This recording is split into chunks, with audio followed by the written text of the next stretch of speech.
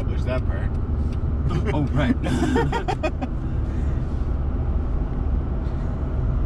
But of how much the significance of words are around our agreement on them and not on their power. We sometimes think that calling something, that the power of calling something is getting there first, or getting to be the one who calls it that.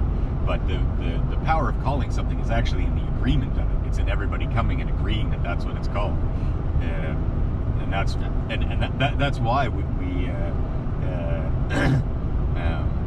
that's why these names are. That's why names are really significant. That's why names are really important, because they are like an expressed aspect of our choices and our preference. Like we not now. I mean, it all changed once you get the real dictionary, I guess.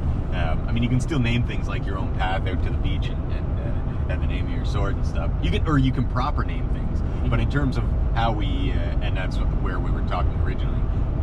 So I'm getting off, but in terms of how we name things generally,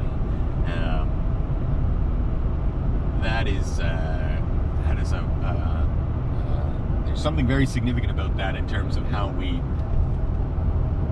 worked our way into those particular words for those particular things that all got disrupted once we started really writing things down. The other part is that for general words, that doesn't happen anymore. That used to happen.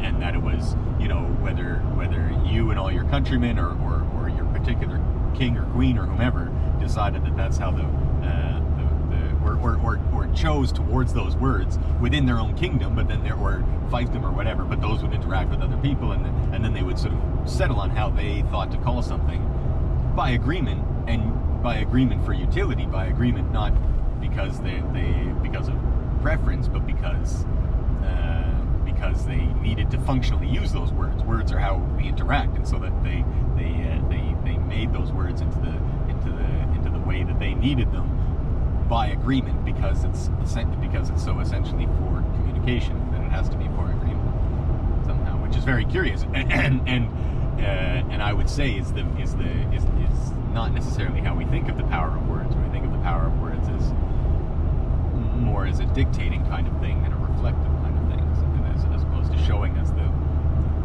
nature of our choices and our interest.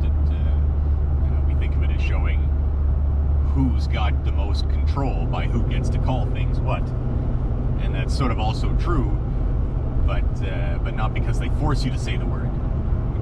Words always tempt you to say them; they don't force you to say them,